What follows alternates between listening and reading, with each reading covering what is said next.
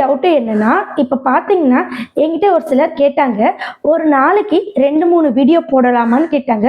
கண்டிப்பா நீங்க நல்லா புரிஞ்சுக்கணும். ஸ்டார்ட்டிங் ஸ்டேஜ்ல நீங்க கன்சிஸ்டன்சி மெயின்டெயின் பண்ணணும். கன்சிஸ்டன்சினா என்னன்னா, இன்னைக்கு ஒரு வீடியோ போட்டுட்டு, நாளைக்கு ஒரு வீடியோ போடணும். அதுக்கடுத்து தொடர்ந்து வீடியோ போட்டுட்டே போகணும். நெக்ஸ்ட் பாத்தீங்கன்னா, நீங்க 2, 3 வீடியோ போடணும்னு நினைச்சீங்கன்னா உங்ககிட்ட இதெல்லாம் கண்டிப்பா இருக்கணும். என்னன்னா, ஆடியன்ஸ் இருக்கணும். நீங்க போட்ட உடனே பார்க்க மக்கள் உங்ககிட்ட ஒரு 10 பேராவது இருக்கணும். இதெல்லாம் தவிர்த்துட்டு நான் வந்து புதுசா சேனல் ஓபன் பண்றேன், நிறைய வீடியோ போடுறேன் அப்படின்னா ஸ்டார்டிங் ஸ்டேஜ்ல வேண்டாம். கொஞ்சம் ரீச் கொடுத்த பிறகு நீங்க வீடியோ போடுங்க. அது மட்டும் இல்ல, பொதுவாகவே ஒரு நாளைக்கு ஒரு வீடியோ போடுங்க. ஏன்னா இப்போ என்னுடைய வீடியோ நிறைய சஜஷன்ல போயிட்டே இருக்கும், மக்கள் பாப்பாங்க. நல்லா புரிஞ்சுக்கங்க, இந்த இடத்துல ஒரு முக்கியமான விஷயம் இருக்கு. இப்போ நீங்க என்ன பண்றீங்க, என்னுடைய சப்ஸ்கிரைபர், சோ இது எனக்கு நடந்திருக்கு, சோ நீங்க டவுட் கேக்குறீங்கன்னு சொல்லிட்டு 2 வீடியோவா நான் போட்டேன். ஒரு 4 நாள் தொடர்ந்து 2 வீடியோவா போட்டேன்.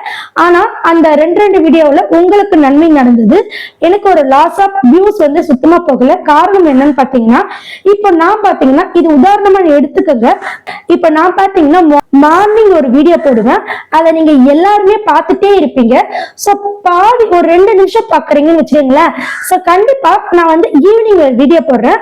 அந்த சமயத்துல ஈவினிங்ல யாராவது என்னுடைய முதல் வீடியோவை பார்த்துட்டு இருந்தாங்கன்னா அவங்களுக்கும் என்னுடைய நோட்டிபிகேஷன் போகும். சடனா அவங்க மைண்ட் செட் என்ன ஆகும்னா, நம்மளுடைய டெக் சேனல் வேற ஏதோ வீடியோ போட்டிருக்காங்க, ஒருவேளை இம்பார்ட்டன்டா இருக்குமா அப்படின்னு சொல்லிட்டு டக்குன்னு பழைய வீடியோவை அப்படியே விட்டுருவாங்க, புது வீடியோவை பார்ப்பாங்க.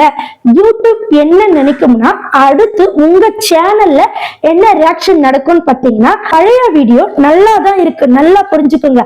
ஆனா நீங்க தொடர்ந்து வீடியோ போடும்போது பழைய வீடியோ மேல மக்களுக்கு போக்கஸ் இல்ல. புது வீடியோ நீங்க போடுவீங்க பாத்தீங்களா, அதை பார்க்க ஆரம்பிச்சிருவாங்க. ஒருவேளை புது வீடியோ நல்லா இருந்து அது எல்லாரும் பார்த்துட்டாங்கன்னா அதுக்கப்புறம் சஜஸ்ட்ல போகிட்டே இருக்கும். ஆனா புது வீடியோ நம்ம முன்னாடி போட்டோம் பாத்தீங்களா மார்னிங், அந்த வீடியோ விட டம்மியா இருந்தா கண்டிப்பா நம்ம முன்னாடி போட்ட வியூஸும் போகாது, இப்ப போட்ட வியூஸும் போகாது, இதுக்கப்புறம் போடுற வீடியோடைய வியூஸும் போகாது. வியூஸ் போகாததுக்கு இதுவும் ஒரு காரணம். சோ நீங்க நல்லா புரிஞ்சுக்கிட்டே இருப்பீங்கன்னு நினைக்கிறேன். இதை விட ஒரு எக்ஸ்பிளனேஷன் உங்களுக்கு கொடுக்க முடியாது யாராலுமே.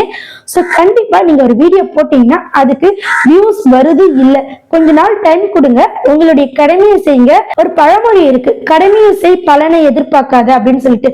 அது போல உங்களுடைய எனர்ஜெட்டிக்கான வீடியோவை போட்டுட்டே வாங்க. கண்டிப்பா அந்த வீடியோ ஒரு நாள் வந்து புஷ்அப் ஆகும், அதாவது நல்ல பெரிய அளவுல ரீச் கொடுக்கும். சோ கண்டிப்பா நீங்க ஒரு நாளைக்கு எத்தனை வீடியோ போடணும்னு தெரிஞ்சுக்கிட்டு இருப்பீங்க. அது மட்டும் இல்ல, ஷார்ட்ஸ் எப்படி போடணும்னு சொல்லிட்டு ஃபர்ஸ்ட் கமெண்ட்ல ஒரு லிங்க் கொடுக்குறேன், அது கண்டிப்பா நீங்க டச் பண்ணி பாருங்க, உங்களுக்கு ரொம்ப ரொம்ப யூஸ்ஃபுல்லா இருக்கும்.